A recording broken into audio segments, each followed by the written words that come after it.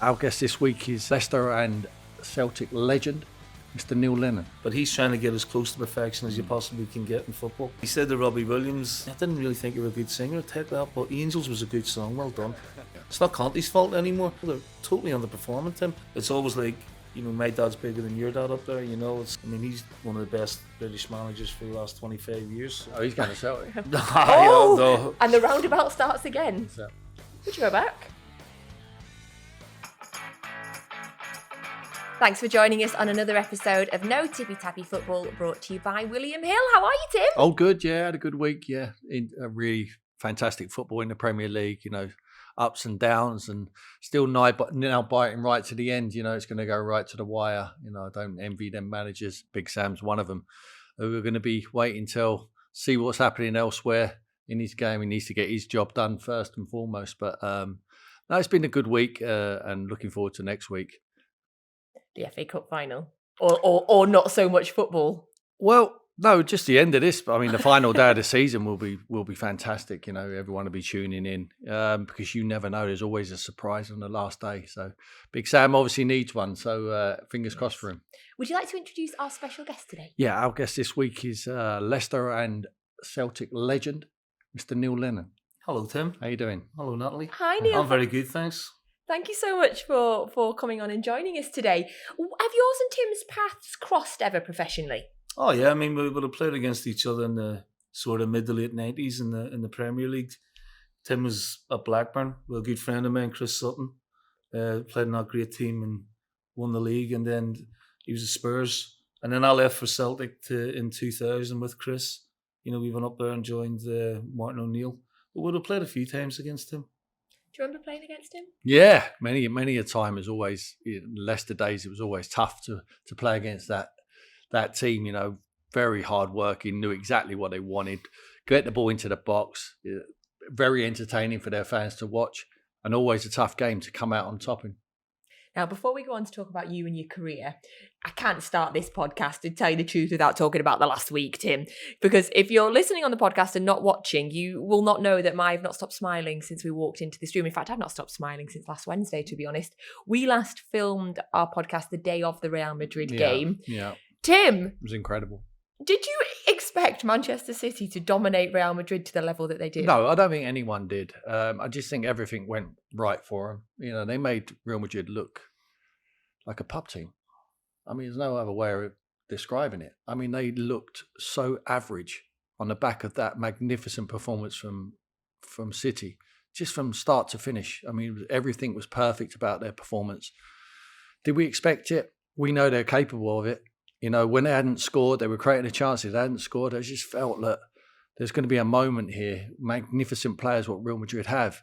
They're just going to turn it on. Modric might get a foothold in the game for them. Vinicius Jr. is such a threat down the left-hand side there. But they nullified all of their threats and just exposed them. And it was great to see for English football. And I just think it's one piece of the jigsaw on the way to the treble. I said it last week, even before the game. And I think that was the main ingredient, that one. Trying to win that 1-0 to beat Real Madrid. I think they were the team who was going to stop them doing it. I agree with you. I didn't see it coming, Natalie, in that fashion, because Real Madrid are so dangerous. And they've got that sort of aura about them in the Champions League where you're thinking it doesn't matter how they play, they seem to get a result. But Man City battered them. It could have been more than 4-0. And even in the previous round against Bayern Munich, I thought at the Etihad they were so impressive, like the win against Bayern Munich 3-0. He's changed him. He's changed his sort of... I know he's changed his formation, but if you look at the players he had at Barcelona, they're all like that. Yeah. Xavi, Iniesta, Messi, Alves. And now he's got a team like Haaland, Rodri, all the back four, the goalkeeper. 7 or 8 of them are 6 foot plus, but they can all play. Yeah. And defensively, they look so secure now. And it's going to take a hell of a performance from somebody to stop them. We played in 99 against the United team that won the treble. They were pretty special. So this Man City team, to emulate that, would be in the pantheons of the greats now. Yeah, we talked about it last week, saying they can play different ways this side now. They can have a fight with you. Yeah. They are strong enough to be able to do that. There was a comparison last week with Coley was on it, and we said, is it in a 99 team? Is it this side? After that performance, it nudges you again towards them. For me, I said, well, the 99 team could play you off the park and they can fight you. as well. But more and more I see this Pep Guardiola side, I just think he's the best. He's the best ever. And he's always keeping them on their toes. Little tweaks in training, in-house competition. They never know what he's going to do next. And I just think he's a genius. Best ever.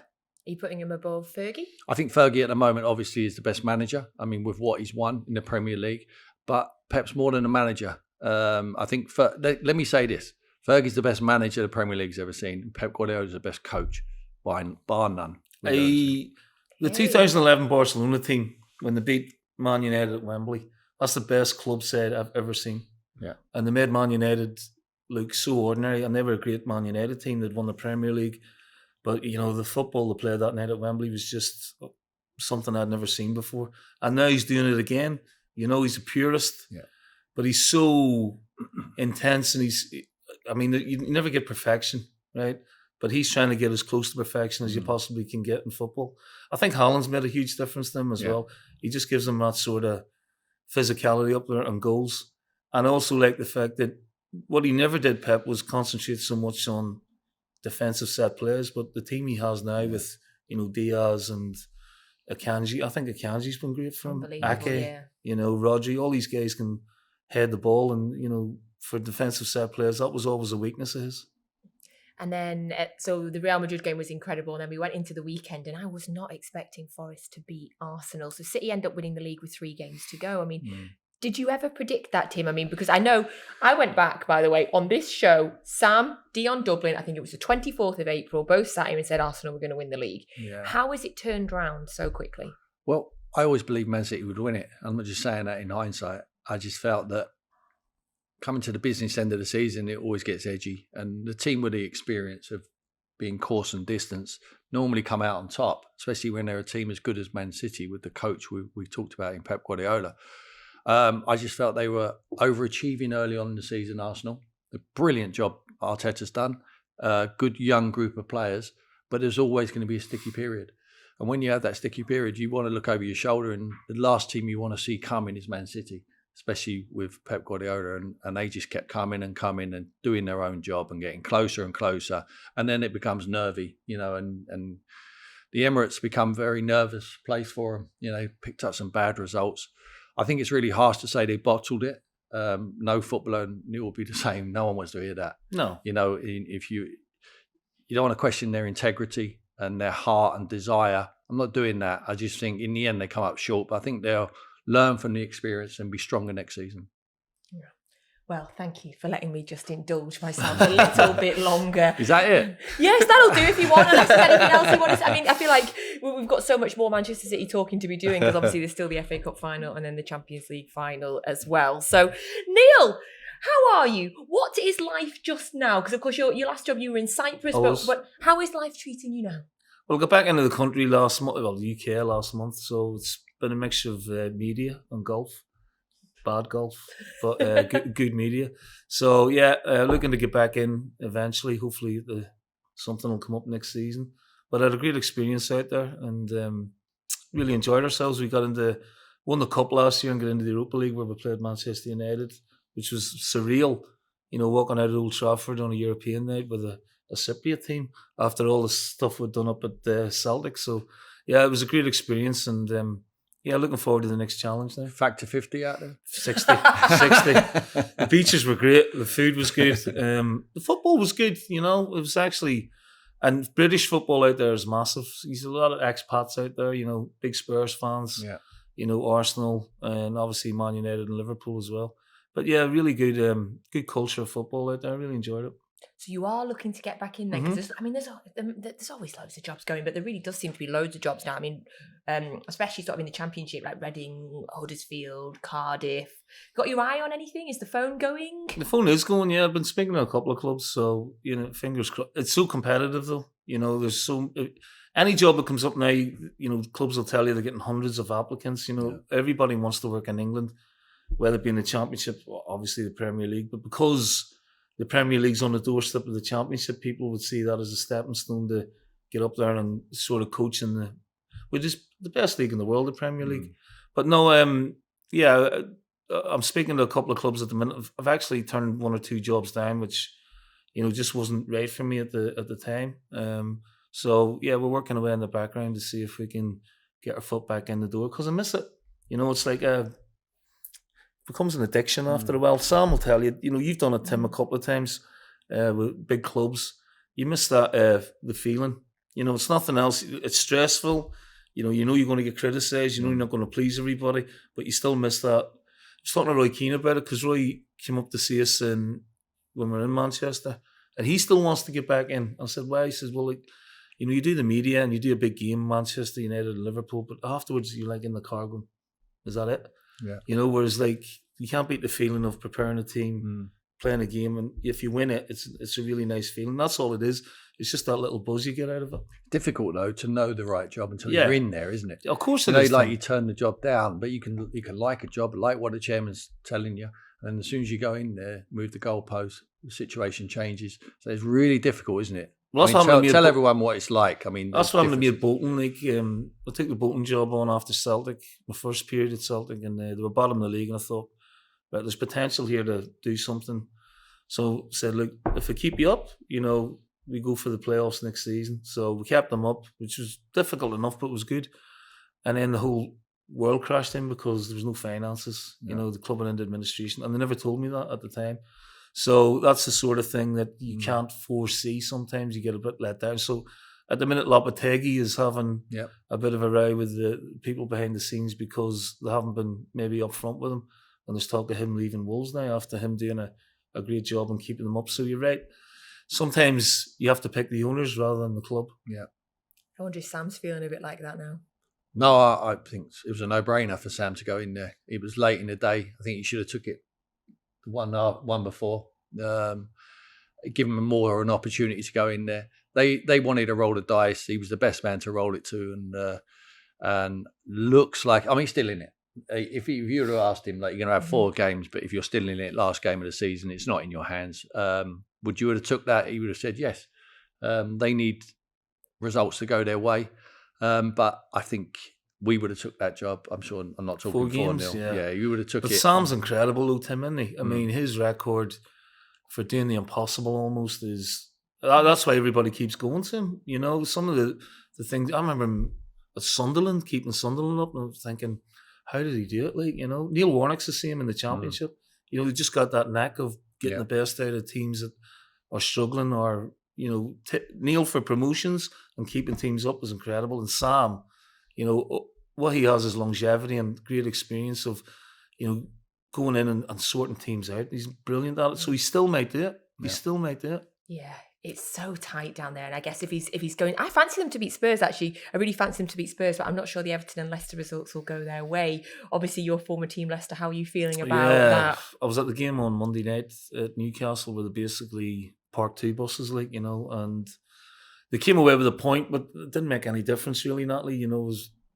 They needed to win it to have their own destiny in their own hands. They've had a poor season, no investment really in the summer, but with a group of players, you're thinking, they should be doing better. But I've watched them like the last 3 or 4 games and just so open at the back and lacking a bit of dig in midfield. Obviously with Vardy, Barnes and Maddison, you've always got an opportunity of scoring a goal, but you just can't keep them out the other way. Tim, they've been so poor that Who way. takes the bulk of the responsibility there, do you think? Well, people are pointing at Brendan, and my own opinion is if they kept Brendan on, the 2 games after they got rid of Brendan were Villa at home and Bournemouth at home, and I think they're winnable games. If they kept Brendan on, I think they'd have got through it. But I just think you have to look at the management behind the scenes. They spent a lot of money on a training ground that probably didn't need to spend as much money on that, and they've got big debts, and with no investment in the summer, it's really hard to maintain the standards that they've set over the last few years. But I still think the players need to look at themselves as well and go, we should be doing better than this. Shouldn't be second from bottom. No. And in this day and age, you don't like throwing the players under a bus, as they call it, but they've got to be accountable at times, So I look at Conte. People said he had a rant after the Southampton game, but I just thought he was calling it as he saw it. And then he leaves. And then you see them losing 5-0 after 20 minutes at Newcastle. You see them losing 3-0 at Liverpool. Yeah. It's not Conte's fault anymore. The players are the same.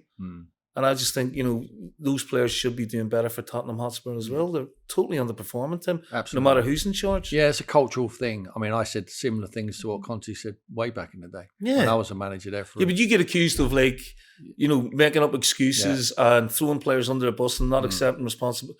Actually, you are accepting responsibility, but you're also putting it onto the players to go, you can do better here, or you should be. I thought Conte was really honest. Yeah. And he's been proven right. I think he went one stage too far. I mean, with the players, I didn't mention names, but what you try and do is flush them out. Yeah. So you embarrass them publicly, then hopefully they'll pull their sleeves up and produce. And for me, it worked. I mean, we had a good run after the game in question. We was away at Stamford Bridge. And I wasn't happy with the capitulation. I thought it was too soft. A little bit what he's saying now, but he's gone too far. He's talking, digging out the owners, digging out the chairman. And I think really, he's basically saying, I want to leave. Yeah, maybe. But in your case, you loved the club and you were passionate about it and you were just being brutally honest. And as young managers, sometimes we tend to do that. But this is an experienced manager who, they were 3-1 up at Southampton, they threw away the game, and he's gone, you know what, I've seen enough of this. Yeah. And, he's come out and gone, players have to do better, but they're still not performing, Tim. Yeah. Whether he's there or not. Scalini's gone now and Ryan's taken over. And they're paying paid good money. And it's not about the money, it's about your pride at the end of the day. And they're not showing enough. Yeah. No, there needs to be change. Have they appointed someone yet? I feel like I just keep hearing rumours. Slot today is the favourite to go in there. The boy from Feyenoord obviously had a brilliant season. But I say every week on here, we always talk about another manager, whoever's flavour of the month, and today is Slot. So it looks like they're going to push forward with this, but you never know. Next week it'll be someone else. Because Feyenoord won the Dutch league, so he's now flavour of the month. Do you think? Yeah. Yes. I mean, might be a very good manager. I mean, he's obviously done well to win that. There's some top teams in the final to win it. He's done a fantastic job, but it's Tottenham we're talking about. Though, we're talking about the Premier League, the most competitive league in the world. It's hard enough for. Look, some managers come over and are very successful. De Zerbi is the prime example. I think he's done a magnificent job at Brighton. And sometimes it just don't work because it's a shock to the system, not only for players, but also for managers when they see it. The competitive nature of this Premier League is second to none. Yeah. I mean, in terms of managers at Leicester, what do you expect might happen there? It depends on what division they're in next season. If they stay up, then it becomes maybe a lot more appealing to coaches.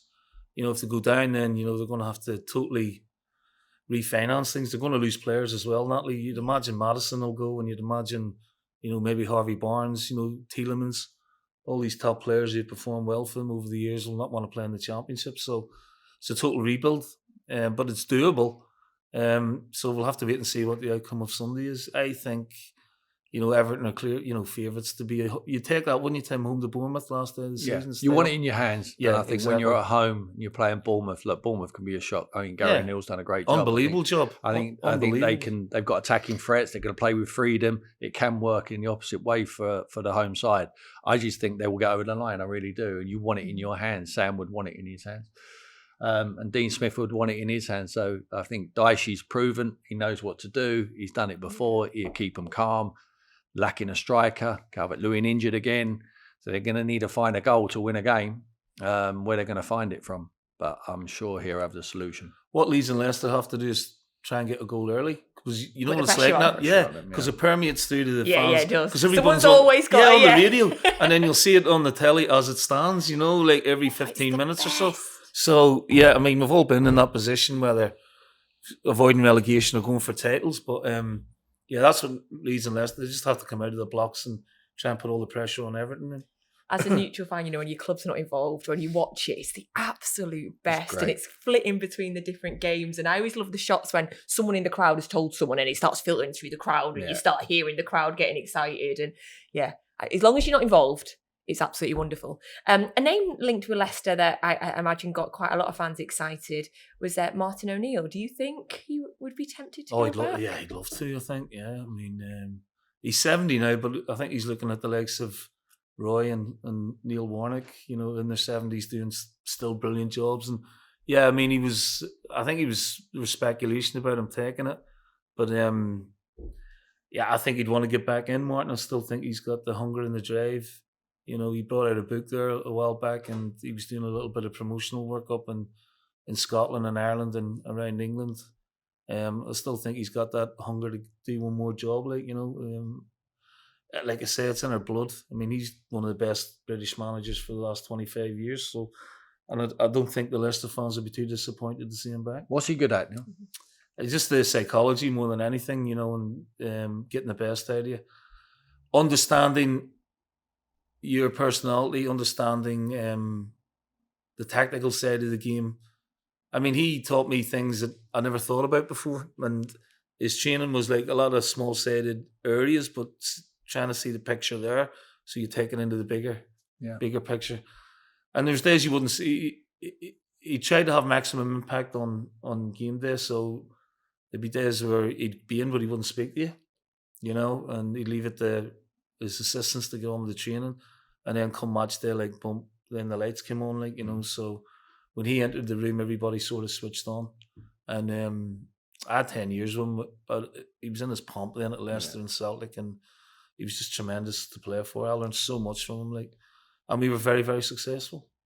He's got a presence, hasn't he? Yes, I was looking I did a show with him, and as soon as he walked in, he did have a presence. And was it Patrick Vieira he said something to on? Do you remember there was a famous interview? Yeah, I mean, I loved it. It was about European Cups or something like that. Yeah, he was like, I've got two of those. Yeah, you know, you haven't got any. I've got two.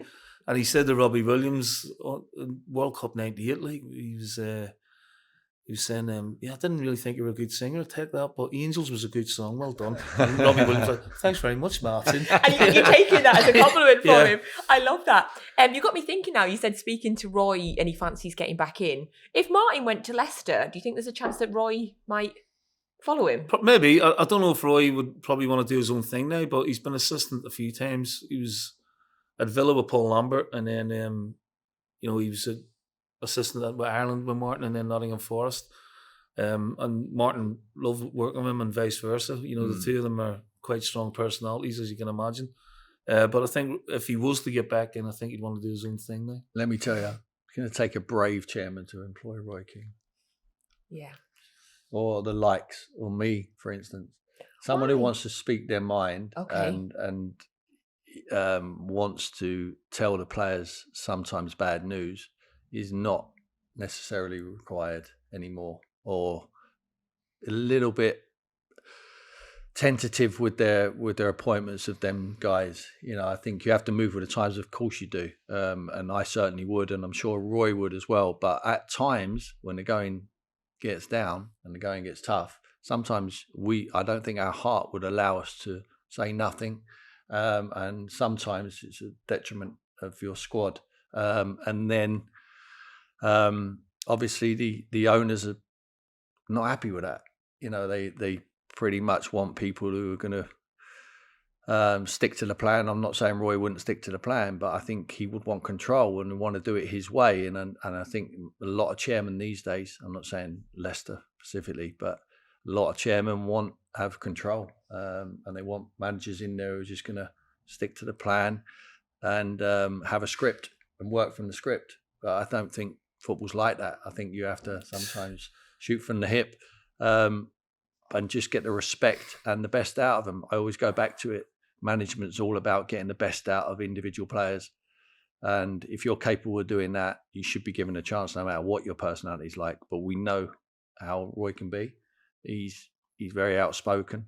And I think he would scare a lot of, and hence why he's not had a job since Sunderland, possibly. Probably, but I still think, you talk yourself down, and I still think there is a place, Tim, for having that passion and having that, presence of mind to say what you think. Because there is a lot of new coaches coming into the game, but again, they're not the answer. A lot of them aren't the answer. A lot of them are in the job for 6 months and they can't handle it. I don't know, like, I'm sort of in that hybrid rule where I'm like not a young manager, but I'm not an old manager either. I'm sort of in that middle bit. Whereas at times it did take a bit more of a holistic approach to managing, because they do change. But sometimes you come away from it going, that's not me. It's going against my principles. And sometimes if it didn't work, then I thought, I'm scrapping that. I'm going back to the way I was, because you got to be true to yourself in the job as well, and not just be influenced by what other people think. Do you think what you're saying partially is also because of the sort of the media attention that there is in football these days? If you say something not controversial, honest, that it is all over, like it's so picked up on media much more than it ever has been. Absolutely, especially we're talking about Roy Keane here, aren't we? So one of the biggest names in the Premier League history. I think he would overhyped. Yeah, anything he say will be lifted into extraordinary heights. And unfortunately, some of it might be taken out of context as well. And I think that we know Roy's a good football man. There's a lot of good football men out there, but go back to it. I'm sure there's a lot of good football men who have just given up on the fact that they want to be a football manager anymore because of the people who are running the clubs and their lack of knowledge regarding football. That's correct. Yeah, they don't know football. They don't understand the football, hence why they make so many mistakes. And what you find is happening time and time again, especially with sporting directors. They come, hardly get an English sporting director. They're foreign. They started it. They're coming in, and what they come in and do to the chairman is baffle them with science, and they're talking to the academics. They're very academic themselves, but they're talking to academics as well. So they will do the pie charts of justifications of grids and why they do certain things. And to a football person, it can be used, but it's not really relative to getting the best out of the players. The office for a football manager should be the grass, should be out there on the pitch, and he should spend more time out there than he does in the office. But I'm amazed from the years I've been in it and watching different managers at different clubs, they spend so much time in the office, and looking at laptops. I'm not sure actually what they're doing on there. They would say preparing and playing solitaire. But there's so many staff now. I mean, the staff. Listen, sometimes it's like Zulu. Like you see, if you go to a Premier League game and you watch the warm up, there's all these guys out in the tracksuits and they're they're sort of doing the warm ups and they're doing little passing drills with the player. It's just complete nonsense, honestly. And you have a structure of the club, and you're the head coach now. It's not even the manager, the head coach, and then you've got analysis, you've got recruitment, you've got medical, you've got sports science, and sometimes it's creating jobs for the sake of creating jobs at a lot of clubs. And I think there's a lot of wastage there as well. And what you don't want is people coming at you from all angles, giving you an opinion on a player, and maybe you should take him out. Blah. You need to be able to sit with your assistant manager and your first team coach and your physio and go, right, that's all you need, from a footballing perspective. Yeah. And then you take little bits from the analysis and you take little bits from the scouting and you take it out onto the training ground, and don't overcomplicate it. Sometimes I think you have a team, a massive team of assistants and people who are taking money out of the game without actually making a massive contribution to it. But we've talked about this for a long, long time. Yeah. It's the way clubs want it to be, and that's fine. Yeah. It's not my cup of tea. I just like to work with, a small group of people and delegate others. Yeah, and make them accountable. Yeah. These guys, so many guys there. I mean, they're travelling on a different bus now. You would have seen it with City. They're travelling on a different bus to go there. Yeah. Analysis. I think you can use it. I think there is a place for it, but it's a sideshow, and they've got to realise it's a football club. It's not an athletics club, and they play a little bit of football. It's a football club, and sometimes you need a little bit of structure on the analysis. I just think that football people trust their eyes. People who don't know football will trust the data. Yes. And that's where we are. Oh, I like that analysis. That is true. Yes. And they'll be with you when things are going well, and then when things aren't going so well, they'll soon put the reversing lights on and say, yes, nothing to do with me, that. Passing the eye test. Absolutely. I can hear Sam in my head right now, by the way. He's completely agreeing with you, and he's saying he's not managers anymore, head coaches, and he used to say that and he didn't like that. So I don't like it. I prefer the term manager, rather than head coach. Head coach would be my first team coach. He's out on the training ground every day with the players, and I'm sort of, talking about what we're going to do in training and why we're going to do it, and then right on we go. And Martin was great that way and all, in terms of, if you hear the same voice all the time, Natalie, you tend to switch off after a while. So his team talks are really short and sweet. And I go, why is that? He goes, well, all right, Lenny, say we're playing Liverpool or Man United. Before a game, if I talk for 15 minutes, you'd forget the first 14 of it. Not because you're thick or anything like that, but because you've got your adrenaline, you've got all the things going on in your head. I'm going up against Tim Sherwood today, how am I going to deal with this, that and the other? So he just makes us concise, short points about what we talk about. We hope you're enjoying watching No Tippy Tappy Football, brought to you by William Hill. And don't forget, you need to subscribe to the Footy Accumulators YouTube channel so you never miss an episode. Of course, Martin O'Neill, big part of your football Massive, life. Did you go? You were with him at Leicester and then Celtic as well. How did that move come about then? Did he let you know I'm going to bring you with me, or how does it go? We finished the season 2000 and we'd won the League Cup for the second time, and we had a great sort of 3 or 4 years at Leicester. We got up through the playoffs, and then we had it was an amazing time actually. 3-4 years in the Premier League. We got the 3 League Cup finals. Spurs beat us in '99. I was talking to Tim about that. And we'd won against Middlesbrough in '97 and Tranmere in 2000.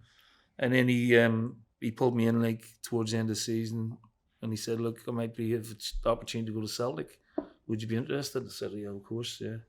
It was wrenched to leave Leicester, but, Celtic's a club that was close to my heart from a young age, so...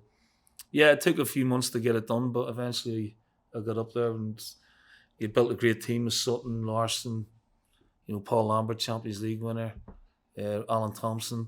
So in those days, I'm talking about 20 odd years ago, Celtic were capable of taking players from the Premier League up into Scotland. You can't do that now. It's just impossible with the disparity between the two leagues, in terms of, the TV money. And I had a great sort of 4 or 5 years with Celtic as well. How big is that club? Massive, mate. Every week there's 60,000, and every away end, it's packed out. Rangers is the same, and it's always my dad's bigger than your dad up there. It's a bit like City and United, only it's far more, I wouldn't say toxic, but it's far more historical. Let's put it that way. Yeah. Where would it fit in, Neil, on size of clubs in the Premier League? Worldwide. You put them up there. Man United, Real Madrid, you'd put them up there with Liverpool, Tim. Yeah. Yeah, the worldwide support, yeah. We went to America pre-season a lot, and there'd be, thousands of fans in Boston and New York and Seattle.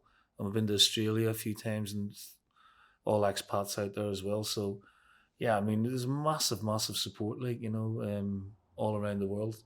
The problem is they're playing in Scotland, and so if you stay in the Premier League, you get 120 million. If you win the league in Scotland, you get maybe 5 to 8 million. So you can see the disparity between what Celtic and Rangers have to do and what the Premier League teams do. And you have to be intellectually smart in branding the club worldwide and, attracting players that way. Did you ever fancy Rangers or Celtic? Did you ever think very about close, it? Very Did close you? once. Yeah, very close going to Celtic taking his place. No, I was going to Rangers. Big Ek was Alex McLeish was the manager. What? We played in the semi-final first leg of the League Cup, Tottenham against Chelsea. I was on the bench. I spoke to him prior to the game, and he said, "We'll hopefully get this game out of the way, and you come up after." And then we were having a little chat. I was just decided that I wanted to play. I wanted to play more football. During the game, it was when the directors sat on the side of the pitch where we used to come in the tunnel in and out. So I remember Stefan Freund, who was playing in front of me, went down injured. Hold on, Stefan Freund was playing in front of you? Yeah, exactly. Hence why I wanted to leave. No, he was listening. He'd done his cruise ship, and it was really bad. And I remember leaning out of the dugout, looking up, seeing Big Ek, who was at the game because we were due to meet in London, and just shaking my head. There was absolutely no way. Next day, I knocked on Glenn Hoddle's door and said, "When am I going to speak to Rangers?" No chance. No, not happening. What year was that? That would have been early 2000s, yeah. It would have been 2002, was it? Yeah. I remember the second leg of the semi-final. I scored in the game. We beat we beat them 5-1, Chelsea. Yeah. Yeah. Wow, it was that close. So if that injury hadn't have happened, you might have been at Rangers. Yeah, I'm sure I would. Yeah, still playing now. I'm joking. Wow, I love this kind of sliding door moment there. That's so fascinating. I mean, you mentioned Celtic and how big they are. This is I know it's not a great question, but I have to ask it. If Celtic or Rangers were in the Premier League, where do you think? Like, what standard are they now in terms of Premier League? I mean, now, like, you need to give them a couple of years to, get all the money in, and then you'd be able to attract players from all over the world, no problem. Like 60,000 packed out every week, They already had, what is that, the whole 40, 41? 51, Yeah. 52, yeah. So if Celtic are playing Motherwell on a Wednesday night, there's 60,000 there, Natalie, If Rangers are playing Falkirk, there's 50,000. It's guaranteed. So in terms of clubs, crowd size, it's not a problem. So you'd be behind, I don't know, Man United. You're probably on a par with the Emirates and Spurs in terms of, size of stadium. And, they'd be challenging. But it'll never happen because chairman will not vote for Celtic and Rangers to come into the Premier League. It'd be like turkeys voting for Christmas, you know what I mean? Because they'd see two massive clubs and eventually pushing their clubs out into the Championship. It just wouldn't happen. Could you ever go and manage Rangers? No. Oh. Couldn't happen. No, couldn't happen, no. No chance. George Graham managed Arsenal. But I'd have to live on an island somewhere, and no, it just wouldn't happen. It would, one, go against my principles, and two, it just... Well, you can play for both teams, can't you? There's a few done that. Yeah, but I mean, with my background and, everything I did with Celtic, it would just be impossible to. No, that's just being blatantly honest. Yeah. And I wouldn't do it. I imagine the Rangers fans wouldn't want it either. I don't think so. Yeah. I wouldn't be the most popular appointment. I'm not sure Tottenham fans wanted George Graham. Yeah. But he went there and won a trophy. It was different. There's so much religion, more political, religion, sectarian. Yeah, it just wouldn't happen. It wouldn't happen. Could you go to another Scottish club, not Rangers? Yeah, I did. I managed Hibs for a couple of years and had a great time there. Really enjoyed it. Got promotion out of the Championship, and then we got into Europe. Sold John McGinn to Villa. He's done brilliantly. Love John McGinn. Yeah, he's having an exceptional season. And I had a great time up there in Edinburgh's a beautiful I was city. born in Edinburgh. Oh, were you? Yeah, I was. Oh, it's amazing. My brother still lives there. So we were packing them out at East Road for a couple of years. It was great. I had a really good young team then. So not averse to working again for another club in Scotland. Just not Rangers. He weren't happy with the blue mics. I know what you mean though, by the way, because I could never work for Manchester United. So oh really? I'm with you. Really? I'm with really? you on a very different level. Clearly, Only because they but don't yes, want you. Yeah. Yes, they definitely don't want me. My 5-year-old has a Hibs shirt, by the way, because my brother lives in Edinburgh. So yes, no way. Yes, my that's class. 5-year-old wears a Hibs shirt. Commiserations. Yes. Does he know Sunshine on Leith yet? You need to He teach him that. He doesn't yet, but I bet my brother will teach it to him. Yeah. He also has a Rochdale shirt as well, by the way. So he's he just likes football quite shirts. variety, Yeah. Bit of a change. Green's his favourite colour, so that helps. Good, I like that. In terms of other managerial things, so we briefly mentioned Spurs there. The managerial roundabout always fascinates me, and when you get somebody linked somewhere, then all the other things start linking down. So you mentioned Arne Slot being linked with Spurs, that makes an offshoot, and then the Blackburn boss is now being linked with Feyenoord, which would mean Blackburn is then free, and then other people start getting linked with Blackburn. This is for anybody who's got a job. But, Blackburn, that'd be a cracking job for either of you. It's a domino effect, isn't it? I mean, he's done really well at Blackburn. He's unfortunate not to make the playoffs. And he won the Europa League with Feyenoord as a player, so it makes sense, that he's being linked with it. But yeah, Blackburn, Maga was there for a while, did a great job, and John had a good season, although I thought they were very unfortunate not to make the top 6. So there's been a big improvement in Blackburn in the last couple of seasons from where they were. So yeah, it would be an excellent job for somebody, I think. Get your teeth into that one. Yeah, Brereton Diaz leaves. Big Think hole. he's going to go? Yeah. Is he Yeah, gone already? He's gone already? He's gone, Yeah, so big void. Need to fill that. Hard to find players for any club in the Championship. Probably the advantage always goes to the Premier League teams who come down to get promoted straight back up. Not always the case. And yeah, obviously a club which is very close to my heart, and just I think the best they can hope for would be the playoffs. But they're not Playoffs. far off at Tim League, last couple of seasons. So I think you're right. I I think he overachieved this year. do you think so? Yeah. Yeah. But there's been a huge improvement, and the style of play has been good as well. I've watched them a few times, and quite easy on the eye. So yeah, good. I hope, well, for Blackburn's sake, he stays, because he's done a great job. But I would imagine he will be in the running for that one if Slot does go to Spurs. Like you say, the managerial domino effect. Sometimes though, rumours come out that you just find absolutely how are we even talking about this? And for me, that's the idea that Eddie Howe might get sacked at Newcastle. How is that even a rumour? How is that even a thing? Do we think that why is that? We did have Andrew Cole on here last week, and he wasn't sure about Eddie, was he? Because he said he wasn't sure. He thinks he's done a fantastic job, but he feels that he might not be able to attract the players. Now, I went against that and just said, I think if they start downing tools on Eddie Howe and start getting the trophy manager in, and want to parade him around, it could be very different working environment. And I'm not sure the Newcastle fans want that. I think they appreciate what Eddie's done. He's improved the players they already had. He's added brilliantly in the transfer market.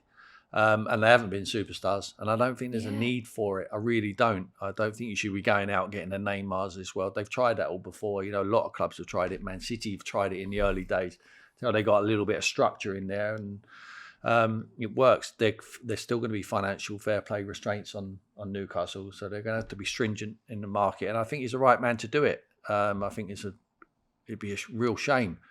But I'll say it again. The people who are in charge of football clubs necessarily don't know what they're doing. In the money men, certainly. They've got good people in there, though. Dan Ashworth's a very good footballing man. They've got Darren Eales there, who's a guy I worked with at Tottenham, who was at Atlanta in America for a period. So they at that club, they have got good guys. Brighton have got top footballing people, hence why they're such a well-run club and they do so well. But the owners will be pushing. Listen, it's a legitimate question. I think the owners will say, well, can we get Mourinho? Can we get Conte? Can we go and get Guardiola? God knows who they're thinking about. But I think Eddie's prepared for that. But I think he's had a result because he has got good footballing people who obviously the owners have to listen to because they've rehearsed now and they've seen how well they've done. I just find it crazy. I was up there Monday night. The atmosphere was incredible, and they love him. The fans love him. So I get to a certain degree the speculation because they've got pots and pots of money and they want to be ambitious. But I think they've done it the right way so far. I think Tim makes a great point. Dan Ashworth is a very good appointment, I think. He knows that recruitment industry better than anybody. And, he'll be out watching players. Well, Eddie's working away in the background on the team. And I think it's going to be an interesting summer for Newcastle. But I think you'll get certainly the season anyway. I mean, in Champions League. But eventually these guys will want success. And whether they think Eddie's the man for the job or not, at the minute, he's had a fantastic season. Champions League, Cup final. Yeah. Fans love him. So, they've got to back him. Yeah. I think he's a real strong contender for manager of the season, surely. I mean, you mentioned Brighton, obviously De Zerbi as well. I mean, the two of them, they're huge, huge contenders. Who would you give it to, do you think? Pep. I think if you win the treble, and I think he will, it'd be harsh not to win the manager of the season. I think Eddie Howe has to be in the argument. I think Gary O'Neill has to be in it as well. Mm-hmm. I wrote them off very, very early. Yes, they speculated in the January window and they spent 100. Whatever. I'm not sure how much he spent in January. Probably be 150 million, something like that. And he used the players well, and he got the best out of the ones he already had. So Gary's done a good job. But Eddie surely has to be in the argument. And if they do decide to get rid of him, they won't do it now. Like Neil said, I agree with him. I think it'd be another year, see how he goes. What their expectation is next year, if it's unrealistic, then he could well leave. Because in reality, what do we expect him to do next year? I think he's instilled as second favourites Newcastle to win the Premier League. No. Yeah. They're second favourites to win the Premier League because everyone thinks they're just going to open up the till and just throw money at it. It's not the right way to go. Small steps. And I think that's what Eddie would want.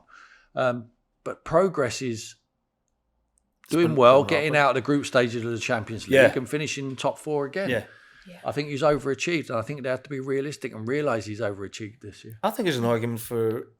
I was looking at the table, the top 4 managers. So you got Pep, Arteta, he's done a great job, Eddie, and Ten Hag. You know? Really? Maybe not for man, but you think about it. What he took over, they've made the Champions League and 2 cup finals. You know, and there's been a massive improvement in Man United. Steve Cooper's done a remarkable job at Nottingham Forest as well. When you consider that they brought in 22 players, it must have been like, "Hello, how are you? Yeah. What's your name?" You know what I mean? Like, their home form has kept them up, and Gary O'Neill, I think, he needs an honourable mention because I'm like you, Tim. I didn't fancy him to stay up, like, but they've done it quite comfortably. Yeah. You know, but to pick out the manager of the year. Yeah, if Pep doesn't do the treble, then I would probably go for De Zerbi. Yeah, I mean, Pep was praising him in his press conference this week. He said Pep does that though. Oh, Let me tell you. Okay. Let me tell you why he does that. Because the last thing he wants, and he ain't got to worry about it with this guy, is for him to shut up shop and start parking the bus. What he wants seems to do, he should do it with Potter all of the time. He used to laud him before and just say, "I love the way you play." So what he wants him to do is play nice, open, attractive football, and then they just keep nicking the ball off him and they keep scoring. He's brilliant at it. He does it for a reason. I just thought he was being nice. No, perhaps he is, but I'm being cynical. And that we like that. We like that honesty. No, I think he's done brilliant. De Zerbi, yeah. De Zerbi's done an outstanding job. You know, he's took over from Potter. He wasn't broke, so he's gone from a good base, but they're more progressive now. You know, they get from like one box to the next brilliantly. It's just that little bit in the final third. But that comes with personnel. I mean, Evan Ferguson. You look at some of the players, Tim, like, yeah. Even Danny Welbeck's had a sort of amazing comeback. Looks great. Yeah. You know, McAllister's brilliant. Yeah. Gross. You know, all these players are fantastic Lewis to watch. Dunk. Oh, my goodness. Oh, you could keep naming them. Yeah, well, Lewis Dunk, Duffy, when Duffy was there, they used to defend the box for about 5 years. All of a sudden, he's gone there with the same personnel. That's why recruitment is key. It's not about playing for one style. Just recruit versatile players who can switch. And that is what they've got with someone like Dunk. All of a sudden now, he's playing on a halfway line. He's getting the ball and he's passing it out. He's dribbling. He's stepping into midfield. He's finding the spare man. Outstanding he's done. And the other thing is the business they've done. So Trossard goes, Cucurella goes for like that's Basuma. Yeah, it's like over 100 million, and they're still improving. And the manager goes, it's 20 million. Yeah, it's a fantastic story. Like you know, and the way they're doing it's brilliant. I just really hope they don't get raided in the summer again because they probably will. Yeah, McAllister's linked with everyone, isn't he? So. Yeah, that's the model, and they know what they are, and I think the manager knows what they are, and I think the people of Brighton will accept the fact that it's really hard to progress. Where can they go? Yeah. Where can they actually get to? Brighton, where they are now is probably on the ceiling. As good as it gets. Do you think Evan Ferguson's going to go somewhere? Because he's linked with United, I heard this week as well. I've heard so many good things about this boy. He's playing at League of Ireland at 15 years of age. I mean, he's a man at a very young age. He looks for me like the nearest thing I've seen to Alan Shearer. Oh, wow. I mean, when he's getting the ball half a yard, he's not even giving any respect to the goalkeepers who's just smashing it with power. He's just looking after contact and smashing it through the goalkeeper. The goal he scores at the weekend there. I mean, he's a top drawer. And, is he 18? He's 18. 18, yeah. He's 18, but apparently he's looked after by his family, and he's got. They're all good people, going to keep his feet on the ground, and it's really important in this progression stage because he's going to get a lot of hype surrounding him. There will be big clubs coming for him because they want to try and get him now, like Rooney. When they went for Rooney, I mean, I'm not sure he's at that standard because that is some brilliant footballer there, but I think we have to be very careful and cautious, and I think the family realised that, and one step at a time for him, but he's certainly got the ability. Yeah, and he's Irish. And I know. Do you see? I looked at you there. I was waiting for. It's a big, and that helps. It's a big plus for the Republic of Ireland as well, like because they haven't had a quality striker since Robbie Keane, and. He's very well thought of. I mean, in Ireland as well. He comes from County Meath, I think. So, yeah, I mean, his progression has been very, very rapid, but he looks a hell of a player. As Tim says, he's got all the attributes to be a top striker. I hope he doesn't go to United. I say that every time we talk about someone linked to United, don't I? Another player linked everywhere is obviously Maddison. You mentioned him from Leicester. You'd seen him on Monday night. He's linked to Newcastle as well as every other club going at the minute. Do you think Maddison stays at Leicester either if they go down or they stay up? No, either or. I think he'll be gone this season for sure. where he goes, I don't know. He's a very talented boy, and he's been mercurial for Leicester. He put a lot into the game on Monday night. His attitude was really good, but he didn't see a lot of the ball. But yeah, I don't think he'll be there next season one way or the other. Difficult for players in that position. Certainly, he's finding that with the England squad because there is a few of them around, and there's a few of them around now that are not playing as well. Mason Mount is one of those. Mm-hmm. So Liverpool possibly they're talking about Mount. We couldn't rule out Arsenal for Mason Mount as well.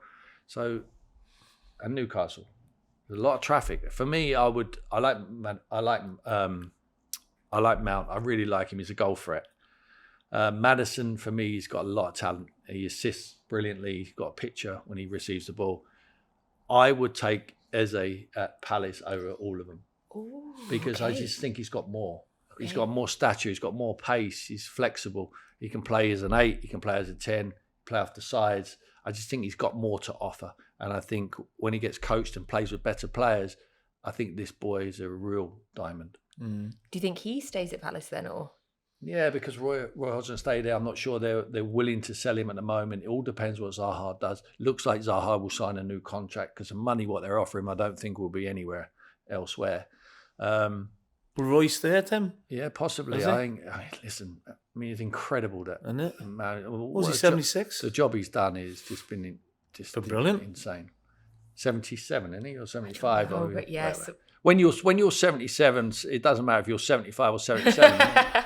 In his 70s. But he's done brilliant, no matter how old he is. Yeah. Mason Mount, linked to a million places as well. Mason Mount linked, Declan Rice linked to a million places. Have you ever gone somewhere because your mate was there or because your mate was going there? No. Well, a club? Yeah. I didn't have many mates. He told you, yeah. Mine. Oh, yeah. That was your friend. My dad. Yes. Yeah. No, definitely not. And I don't think Declan Rice would go anywhere just because Mason Mount was going. Where are you going? I keep on the phone to each other. Where are you going? Where are you going? How much are you getting paid? My mates are playing for Boreham Wood. I didn't want to go there. How selfish of you. Where do we think the two of them? Where could Declan? Again, we talked about this. Declan will go United or Arsenal. No, but he won't. Where do you want him to go? Man City. You can't take them all. Oh, can we not? I think he goes Arsenal. Arsenal. Yeah. Declan Rice, Arsenal. I think he may go Man U. Mind you, Bayern Munich are in for him as well now. Stockton going to Bayern Munich. And Kimmich going to City. I did see that rumour. Yeah. And again, I don't know what's going on with Ilkay Gundogan. I don't think anyone does. So again, it's the player dominoes. Gundogan Arsenal, I think.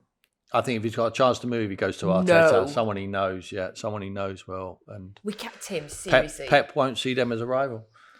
So I think there's a difference. Well, he obviously doesn't. You give him Zinchenko and Jesus. Do you know what? There's a difference between Zinchenko and Jesus, and there is Gundogan. Zinchenko and Jesus were squad players and very good, loved squad players that were sent with affection from City fans. Ilkay Gundogan can't go to Arsenal. All right. So why is he not signing a new deal? They don't want to give him the 2 years, which he wants. I have no idea. I mean, there comes to an end for all players. They get to a point and clubs decide they can't give him the extra years. I'm not sure that is Gundogan. I love him. I love him. I think he's brilliant. I think all the players love him there. I think it was Pep's first signing at the club. Pep loves him and all, doesn't he? Yeah. So what is it then? Is it him, do you think? Do you think he's not decided maybe he wants if he another wants to? challenge, and maybe I think a lot will decide on if they win the Champions League, Tim. Yeah. I think if they win the Champions League, he may go drop the mic. I've done it. Yeah. And if he doesn't, then he might stay another just to try and win it. But he's won everything else in the game here, so he might want, like Tim says, a new challenge somewhere. Oh gosh, I really don't want him to go to Arsenal. Really, really don't want him to go to Arsenal. I don't think he'd go to Arsenal. I think he might go Barcelona or somewhere like that. Yeah. I think he'd try another country because he's done everything here. I feel lost with Barcelona, to be honest, at the minute. I don't know. I'm just lost with what their financial situation is, but everyone seems to be linked with them. But yeah, that seems to be the strongest one. Right. Quickfire questions, or not so quickfire questions, as we like to call them. So don't feel like you need to just answer yes or no. Answer as you please. Who's your best friend in football? Or have we already gathered that's Martin? No. Or Chris, you said Chris Sutton. Yeah, Sutty's one of my best friends. Gary Parker, who I played with at Leicester, and He's my assistant manager at Celtic and Hibs and out in Cyprus. So I've known Gary 25 years, amongst some others like Muzzy is it, people like that. But I'd probably say Gaz because we've been doing so much together. He was a good player, by the way. He was quality. He was a very, very good player. Good lad. Played against him Funny in as there. well, Yeah. too. Really funny. Good lad. You'd like them. Chris Sutton's become a really good pundit, by the way. That's your opinion. I feel like he's really, his sense of humour. Is he sense of humour dry? He's always that way. I mean, you played with him and I played with him. He's an acquired taste, put it that way, Natalie. I've worked with him a few times and I do find him very dry and I quite enjoy that. We talked about James Maddison there, but just this is a one-worder. Where will he be playing next season? Ooh. Newcastle. Okay. Newcastle. I would not disagree with that. Man United. Oh, this is a tough conversation for me. It's just a guess. Yeah. What's a I mean, this is a yes, of course, but if City win the treble, does Pep stay? Yeah. Yes. Even if they don't. Where would he go? Do you know what I mean? Do you think he wants a break ever? He's had one. Yeah. Yeah, he took a year out Year after out, New Barcelona, York. didn't he? Yeah, Phone that's right. off. And that's it. He's done. He's had his sabbatical. I love Back to work. I love the idea of if the City do Must win be the really treble. stressful for him. Yeah. Winning trebles and so many players. What does he go for Gazillion next pounds. year, by the way? If City win the treble, what's his aim next year? Do it again. Quadruple. You know what he's like. Yeah. Well, 5. Pick up the charity shield as well. Oh, it Why doesn't not? count. Right. Okay, this is a good one. Will Ange Postecoglou be an English Premier League manager in 12 months? No. Doesn't leave Celtic. No. He's got too much to do. He's still got a bit to do. I mean, if they win the cup, that's a treble, which is fantastic for him. But I think he'd want to crack at the Champions League, you know, and Try and get out of the group. yeah, exactly. Yeah, so I can't see him leaving Celtic within the year. Tim's thinking. No, I'm not thinking. Someone possibly told me something. But Really? I think I'm going to say he'd be in the Premier League. Ooh. Within 2 years. Oh, 2 years? All right, okay. Okay. I feel like you may have just broken Neil's heart as well. Okay. No, he's going to sell it. Oh! And the roundabout starts again. So, Would you go back? Not at the minute, no. Just What? no, they ended difficultly, like, you know, so I need a bit of space. Right. So it's good to. I want to try somewhere else anyway. I've done Celtic twice, so I offered the Rangers, you wouldn't do it. No, you absolutely no. I thought you were my friend. I thought you liked me. I'm coming in with you. Get your tin hat on then, your flak jacket. No, not at the minute. What is the biggest derby game in Great Britain? It's easy. Celtic Rangers. I've never been to one. Have you not? No, Oh, Tim, you got to take it off your bucket never list. been to one. The But problem at the minute is they're not letting the away fans in. You know? Really? I think they're going to change it for next season.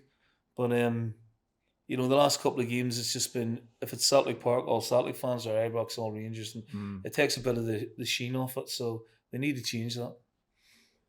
Wrexham, Newport. What about, there's a few feisty ones in there. Sunderland, Newcastle's a bit, Birmingham Villa's tasty as well. Liverpool, Everton's quite all right. Yeah. There's only ever one when I grew up. It was only ever one. It was Arsenal Tottenham. Yeah, I was going to say, Yeah. what's that like? Intense. Is it? Yeah, especially when Sol Campbell goes to Arsenal and Yeah. leaves us. That first derby was pretty special. You all ganging up, all queuing up with It us? was not pretty. Yeah, he Yeah, took I it bet. brilliantly well, though, Did he? as you would expect. Yeah, just as if nothing was happening, just in his stride. Brilliant. Dave? Okay. Who gets promoted from the Championship? Luton or Coventry? Listen, my mate, one of my best friends, is a Luton fan. So if I say Coventry, but I know Mark Robbins really well. You know, What so a job he's done, by the he's way. incredible, absolutely incredible. And I didn't fancy Coventry to beat Middlesbrough, but they did. I fancied Luton to beat Sunderland because I thought they'd be too strong for them on Kenilworth Road. Can't write Coventry off. I think Luton will be favourites, but I can't write Coventry off. I'm going to go Coventry. I love that it's either of them. Both of them have such incredible stories. Yeah. I think it's brilliant that it's either of them. I'm going to say Coventry. Yeah, Okay. yeah, Were you there? yeah. I was going to say, Yeah. were you early on or No, end of my career. was it the end? Yeah, I'm not in the Hall of Fame. How rude. I know. I played 14 Shocking. games badly. Unbelievable. 14 games you didn't get in. 14 games terribly. No, but I agree. What a job. What a job both managers have done. But like Mark's taken them from League Two when they're on their backside, League One to the cusp of the Premier League. It's unbelievable. Where they were at the start of the season. I know. It's And unbelievable. Do you remember they couldn't get games played and that? Like, 'cause you know, the rugby ruined the yeah, pitch. that's right. Yeah. He's just signed a new deal as well. Yeah, so Has he? Yeah. So Mark Robbins has he? Yeah. Oh, good. He must be happy there. Like, I can't believe his name wasn't ever. Never, Never ever ever. seemed to be linked. Never. It's crazy. why is that? Is it because he's unfashionable, or he's not done yeah. it at a high level? Yeah, perhaps he's, or he might be just happy, just continue working, and he trusts the people he's working for. He's been there a long time now, hasn't he? And So I thought Chris Wilder did a great job at Sheffield United. He got them promoted, and I think they finished sort of like top 10 in the second year. And I always thought like he was destined to sort of get a decent Premier League job, but it just never happened for him for some reason. I don't know. And he's working away down in the Championship again, but his record was good. And Mark's record's amazing, but he just doesn't seem to, tick boxes for people for some reason. Which I'm sure the Coventry fans are absolutely fine about. Yeah, by the way. I'm that's sure right, they're Delighted. very happy. Finally, which midfielder did you both have the best battle with? Vieira. Oh, yeah. Okay. He was awesome.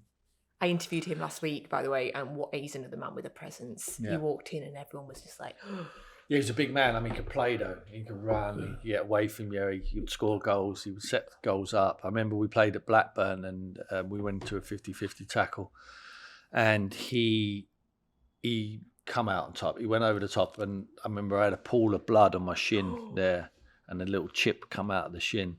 And I remember coming off the pitch, and Roy Hodgson was manager, and he says, "You can't go back on with that." And I said, "Just go and sit down. Don't worry, I'm coming back. I'm coming back you on." wanted back in the So I battle just with wrapped him. it up. Yeah, it took me about a minute to get some little bit of revenge on Patrick, and then I stayed on the pitch, and lost quite a bit of blood, but it was Worth it? I loved it. Loved the battle. Thing is with Patrick, you couldn't get to him verbally. Petit was a little bit different. He used to listen to you and he used to knock him off his stride, whereas Patrick just I remember North London derbies, we used to come out of the tunnel and we used to try and get an edge. And I used to say to the boys, come on. I used to start talking to Petit and telling him what I'm going to do and this and that. And Patrick used to look forward and just say, just ignore that idiot. And he was quite right. I hated playing against I really didn't like playing against Gary Speed. Hey. Like he was, I always had awkward games against him, but Gary wasn't dirty, right? But he was tough as teak. Like when he hit you in a tackle, you're like, I felt that. Like, and you didn't want to let on you were hurt or anything. And in the air, he was just ridiculous. Like he was just hanging in the air. And every time the ball was in the air, I thought, I've got no chance. The next thing Gary come over, elbow up and boof, buff you, like, So you'd Roy, you'd Scholes, you'd Keane and Vieira and Petit of that era. But Gary was I always found him a really difficult opponent to play against. Like, not because he was, dirty, he was just strong as an ox, like, Thank you so much. Thank you. Thank you for joining us today. Best of luck. We look forward to hearing what you do next, because we do have a brilliant record on this podcast, by the way. I don't know if anyone told you. Yes. So we had Neil Warnock before he went back to Huddersfield. We had Ferguson before he went to Forest Green. Big Dunk? Yes, we had Big Dunk on. Obviously, Sam. We had Carl Robinson on as well. Oh, they're all back in as well now. Yep. So Yeah, brilliant. I'm still here. You just want to play golf. thank you so much for joining us on another episode of No Tippy Tappy Football, brought to you by William Hill.